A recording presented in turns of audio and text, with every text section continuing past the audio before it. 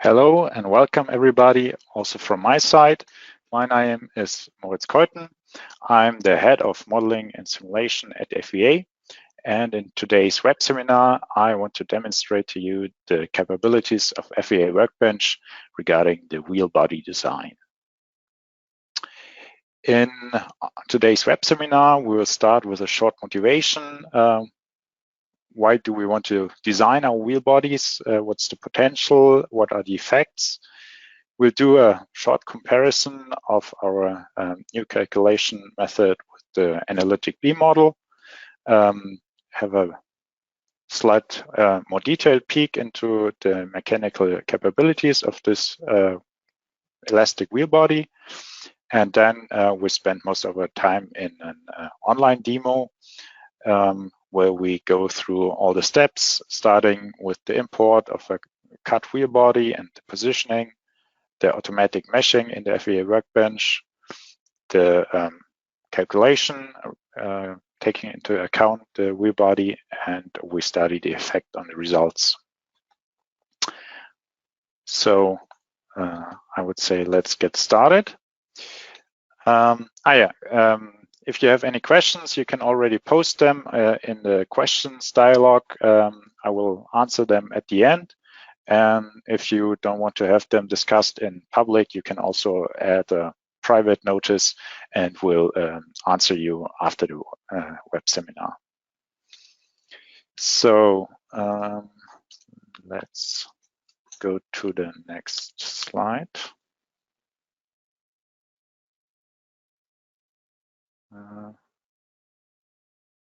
This is not possible with this laser pointer, it seems.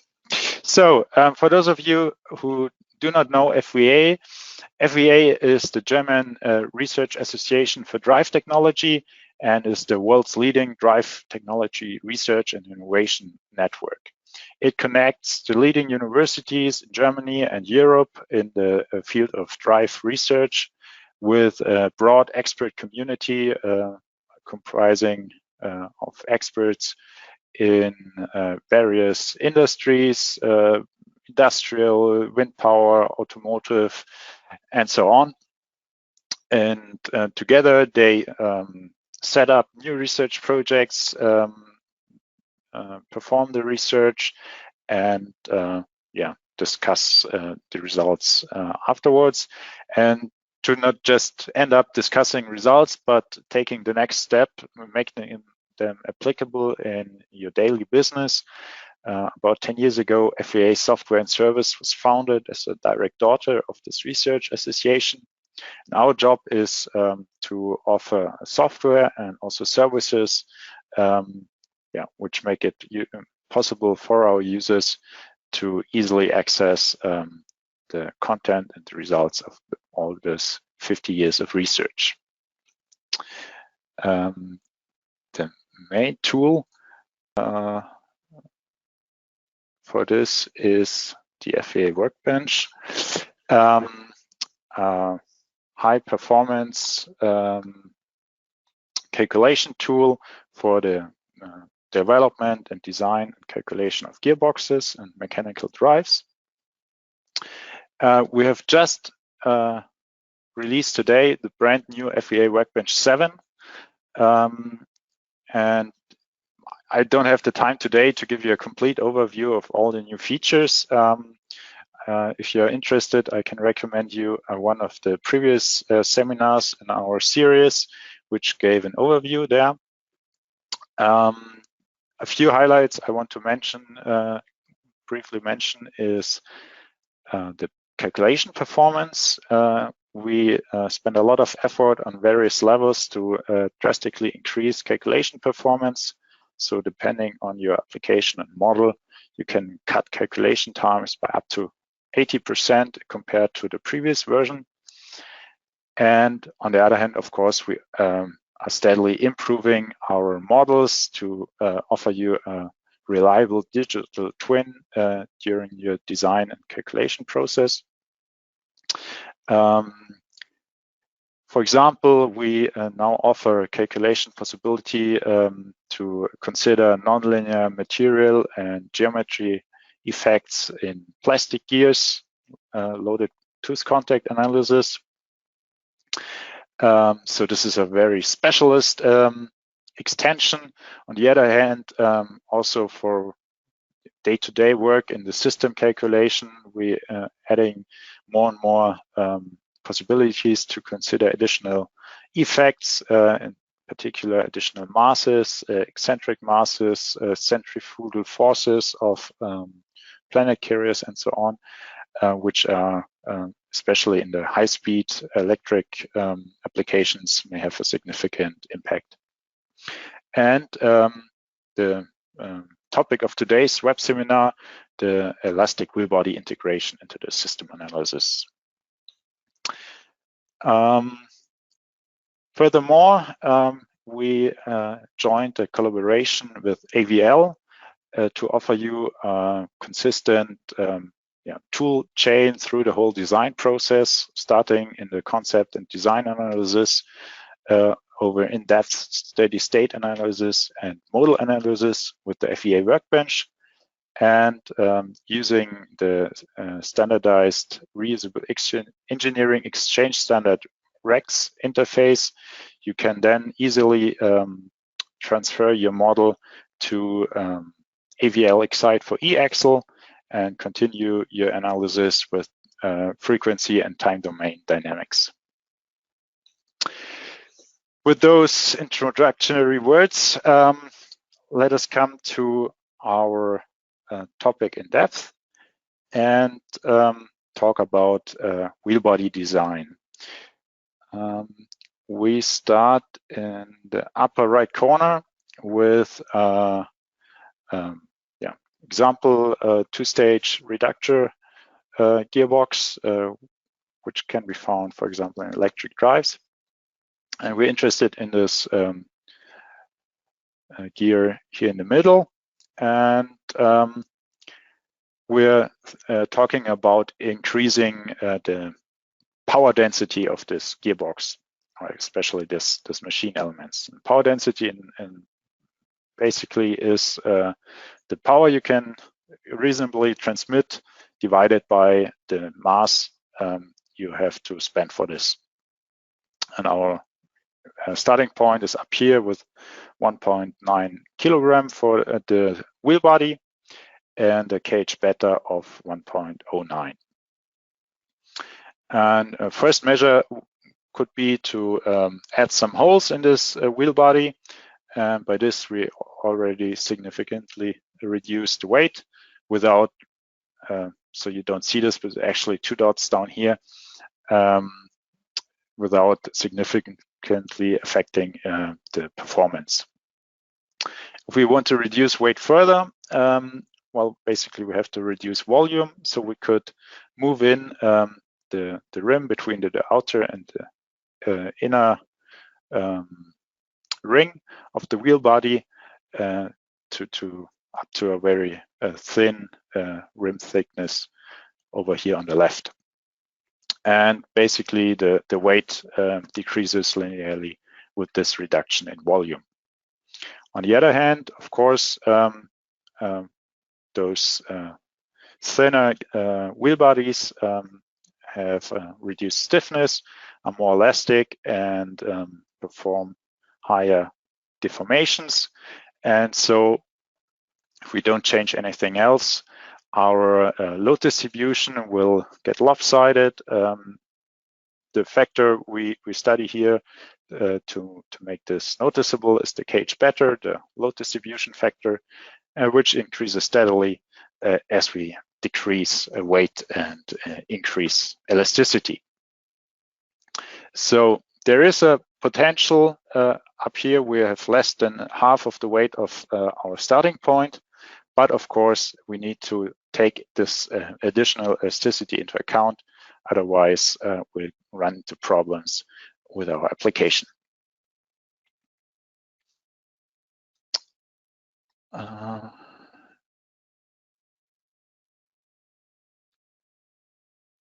So, of course, when we study, especially when we study a finite element method, but also in other contexts. The first step is to see how do we compare to existing calculation approaches, and especially in the case of a full or massive wheel body.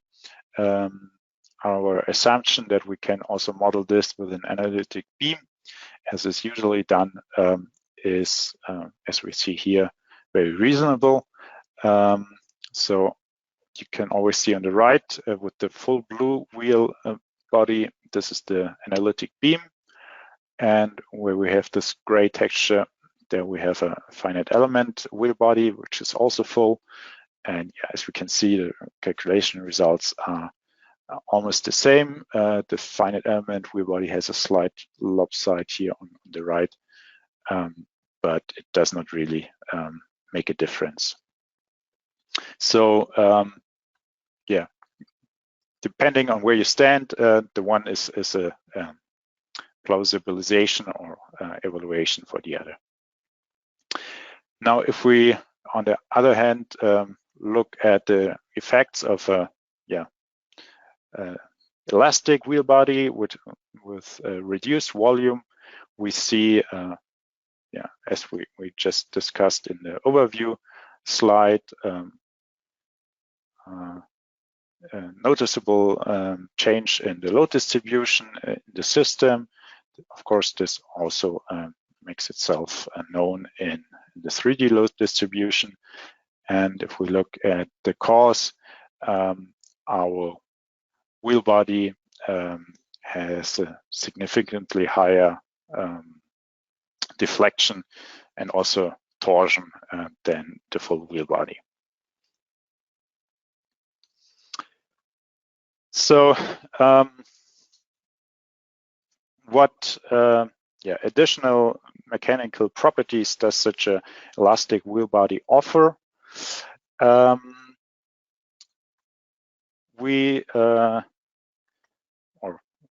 And how do we do it?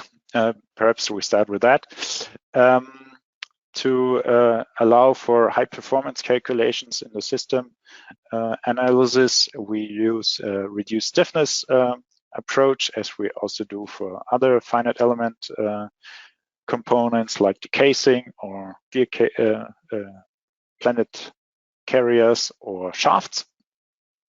So we identify some so-called reduction points, which offer us an interface, a coupling to our analytic or reduced system model.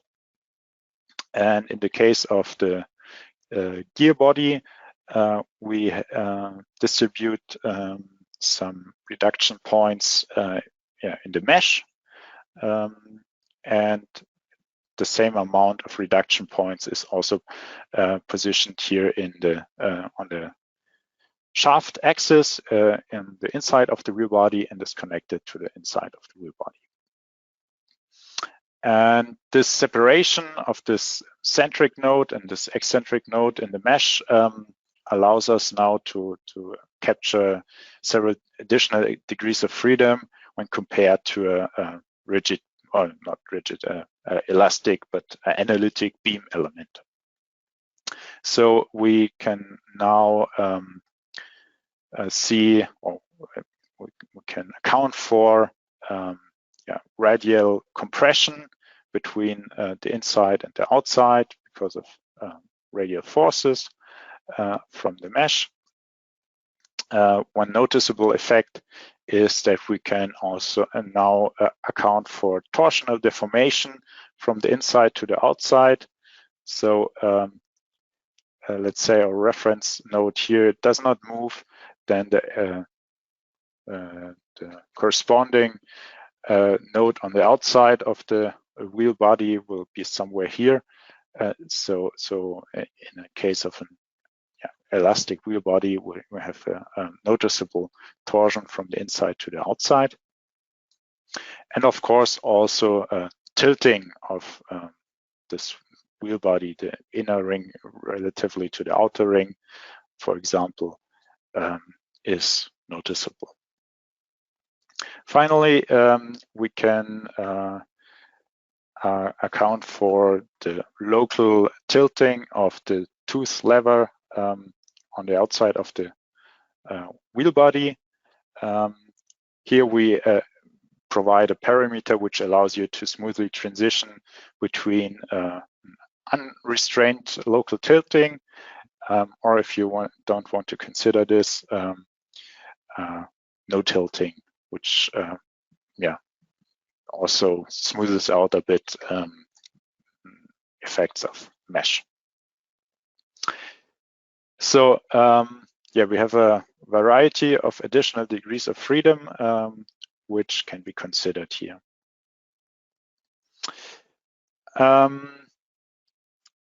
We require from you a cut model of the wheel body. Perhaps let me jump back to this first. There are two reasons. One reason is that we're distributing reduction points here over the width of the gear body, and the number of those reduction points corresponds to the number of tooth springs we have in our system model. And so this is and of course we require suitable amount of FEM nodes for each of those reduction points. So this is a very complex requirement for your mesh, which will usually not be met by external meshes. Second requirement is that actually we need two meshes to support all the calculation capabilities of the FVA Workbench. For the finite element-based local tooth contact analysis using the FVA module Stirak, it is recommended that the wheel body ends about 2.5 times normal module below the tooth root circle. The reason for this is that everything above is meshed in this calculation module, and they require this space to properly account for tooth root stresses and so on.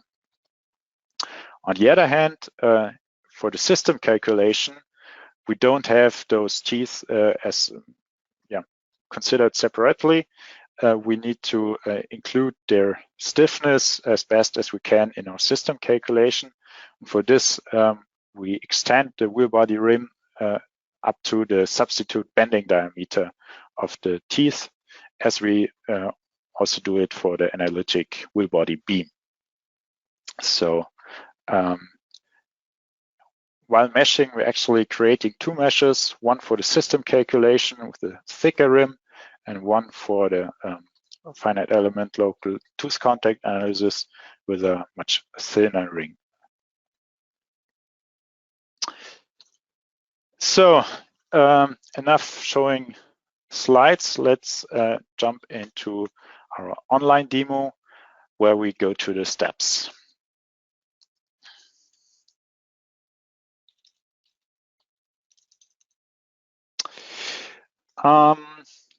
Also let's switch models.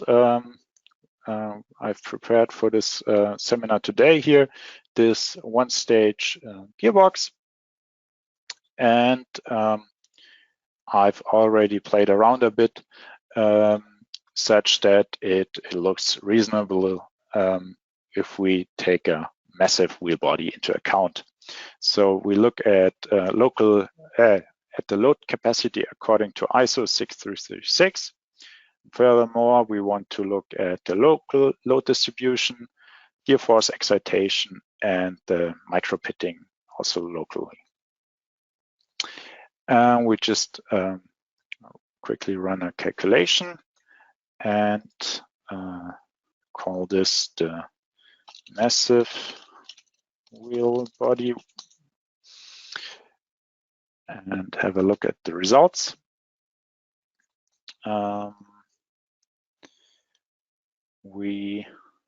Let's scroll down a bit. This is our mesh here. Of course, we don't have meshing interference. Having a look at the ISO results, we see, security flank safety factor about 1.1, root safety factor slightly above 2. We have a nice symmetric load distribution, with, mostly crowning and some end reliefs. And also, if we look at the 3D load distribution, it's looking pretty nice. No problems with the edges. Maximum Hutchins stress is at the upper permissible limit. The transmission error is pretty good. And also, if we have a look at the micro-pitting safety, we're still in the 1.1 region. At the edge, it's getting pretty close, but at the moment this would still be okay for our example today. So now let's say we want to reduce some of the mass of this huge wheel, and for this we consider now wheel body. You can add the wheel body in the right-click menu on any cylindrical gear. You can add this, and initially it is considered as a massive wheel body, and we now want to go to an elastic wheel body design. For this, we import a step file. We have to specify the unit system of the cut model and just click OK. And we have this now in our model. Of course, the positioning is not yet suitable, so let's go through the steps. For those of you who are used to FVA Workbench 6 and below, the FEM steps were all contained here in the right-click menu. We've now moved this in the FVA Workbench 7 to this nice guided editor view here. Step 1 is the positioning. And for this, a new window opens. Of course, the shaft for the wheel body is known. And our first task is now to align the wheel body on the axis of the shaft. To do this, we have to select 3 nodes on any circle of this wheel body, which is concentric with the central axis. So we just select 3 nodes here on this edge, and we click Apply. And now the wheel body is aligned on the shaft axis. Actually, if we have a look, this is a wheel body which is designed as a tapered interference fit. So we have a taper here on the shaft and an associated taper here on the wheel body. And like this, it would not match. So we also have to reverse the actual direction. And now the positioning is almost done. The last step left is to shift this wheel body into the right position on the shaft. This is done in the next step. For this, we again have to select the node on one of the faces of the wheel body, and then we just click Apply. And in this case, the wheel body has the same width as the gear, so this is a direct fit. We could, of course, also switch here. And in case where they have different width, you can also specify some axial offset here. So almost done. We could now specify in detail how a hole or a bridge between 2 holes of the wheel body is positioned relatively to the center of a gear tooth. This is more interesting if you're looking at tiny details in the finite element local tooth contact analysis. We want to focus today on the system calculation, so we just say we don't need to do this, and with that we can finish the wizard. And we've now included the wheel body into our model. Next step is the meshing. And as a first question, we have to specify through which of the holes of the wheel body contains the central shaft axis. So this is necessary information, in particular for this adjustment of the outer diameter. And now in the background, the cut model is modified, and we can now mesh the cut model for the system calculation. So as you notice, the outer rim ring is pretty thick, and you also notice here those axial slices which we need to have sufficient amount of nodes for our reduction points out there. Let's perhaps have a fine but linear mesh here, but also the standard options offer good results. And we now do the volume meshing of this first wheel body.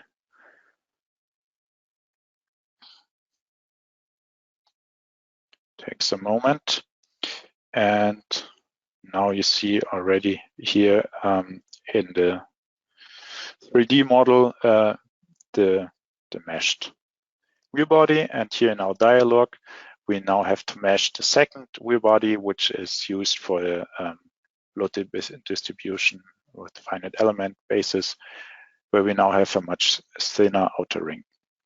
We don't want to do this today, so we just click the standard options away, and this is done pretty quick. And you now see here the representation of this second wheel body. So don't be fooled by this. For the system calculation, we use the other one. And yeah, we're almost ready to start the calculations. We have now to determine the coupling nodes for the reduction points. This is you can do this by just starting this automatic detection. And if we have a look here, then all the nodes on the inside and the outside are selected for this. And with that, we can start the reduced stiffness calculation. So this is a one-time cost where for those reduction points, the reduced stiffness of this complex finite element body is determined. As a result is a small dense matrix which captures all the relevant effects and allows us afterwards to perform the system calculation in really high performance, so that you don't notice any difference between an analytic beam and the elastic wheel body. So reduced stiffness calculation is done. Then we can just run our system calculation. And as you see, there's no difference in speed here.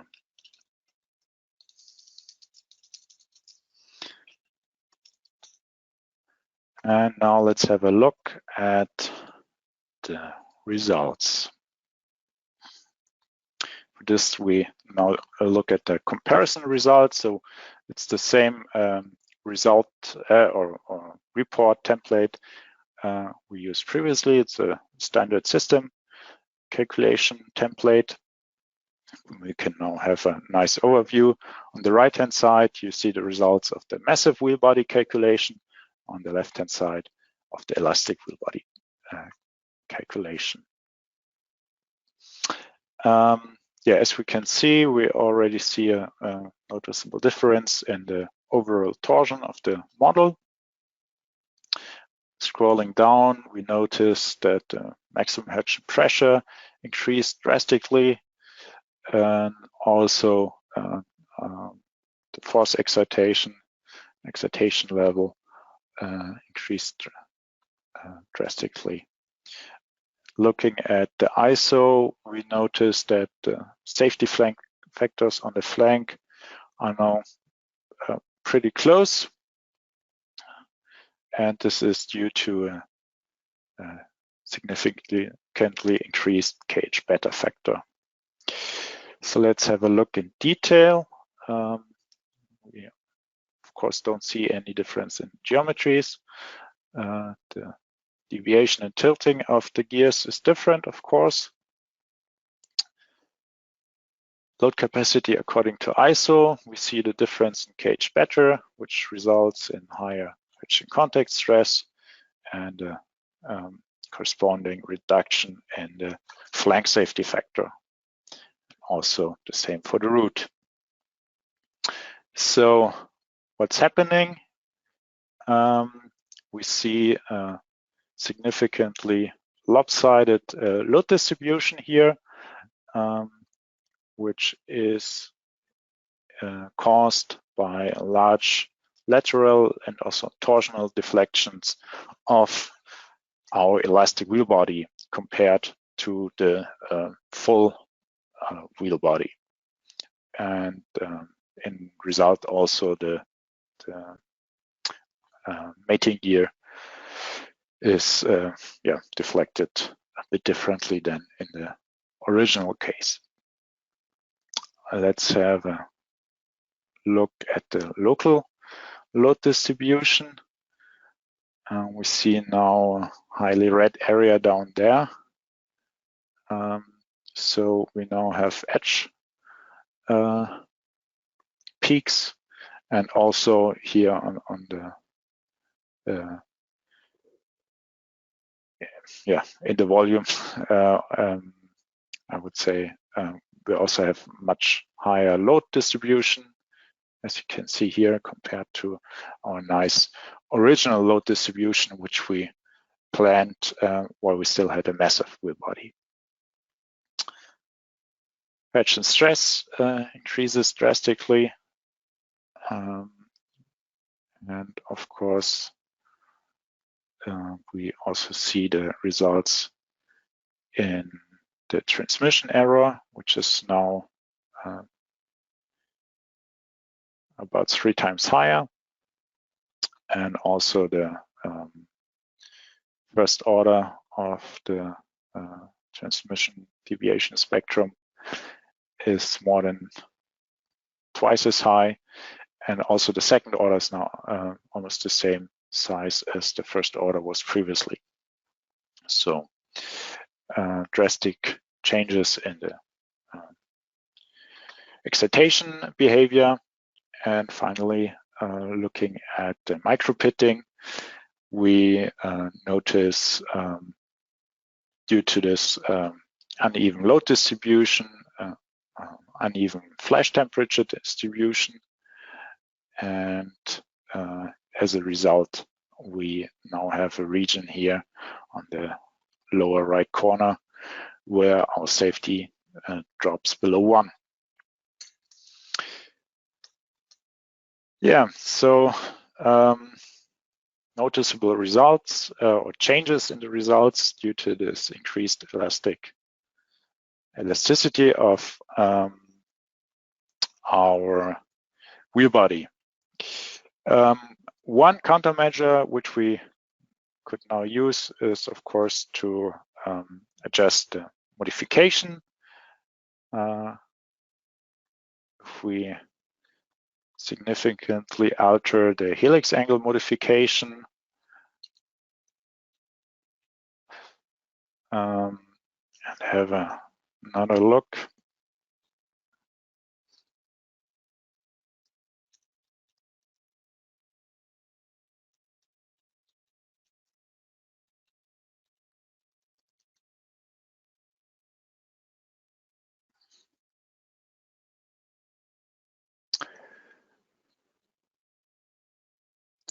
then we see that we can get back to an even load distribution. But of course, yeah, first you need to know the effect of the wheel body to determine this suitable flank modification, and then you can study again if you're satisfied with that, or if you have to take additional measures. Another thing, which especially such a thin elastic wheel body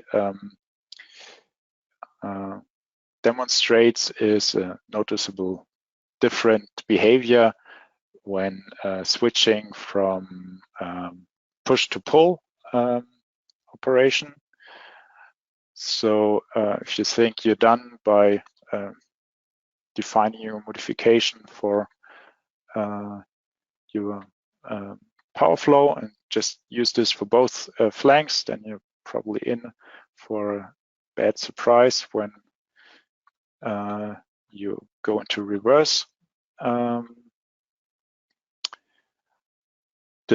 Especially this tilting of the wheel body, which we saw on the slides at this beginning, leads to a significantly different behavior now when we reverse the load.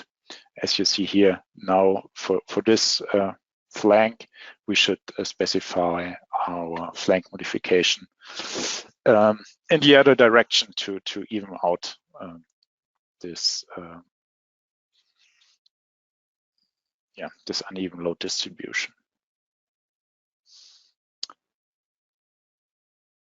Okay, so I think one last thing down here.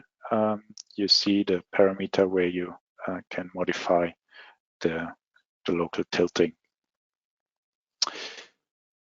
With that, I would like to go back to our slides and do a short summary. What should you take away from this? Wheel body design has potential to increase your power density in your gearboxes. As we saw in this example, you can go down to half the weight of a massive wheel body, and of probably even lower if you really want to.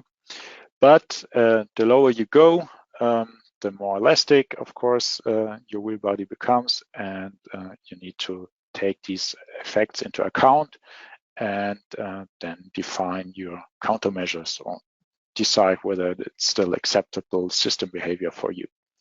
So you need to, if you don't want to stay on massive wheel bodies, you need to take them into account in your calculations.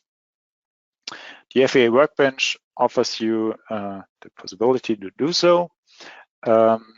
You have to provide the cut wheel body, and then it's easy to import it, and there's a, I think, highly intuitive positioning method for this.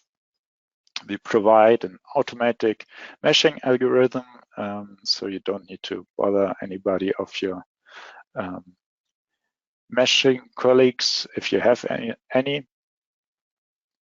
We use a reduced stiffness approach to allow for high performance system calculations, where you just have a one-time cost of calculating this reduced stiffness, and afterwards you don't even notice that you are now calculating your system taking this wheel body into account. And finally, the FVA Workbench and its reporting mechanism make it easy to analyze the effects of your wheel body and take countermeasures. Today's web seminar is part of a series. Most of the seminars in the series are now already held. Tomorrow there's a seminar on a nonlinear finite element method for plastic gears. If you're interested, have a look.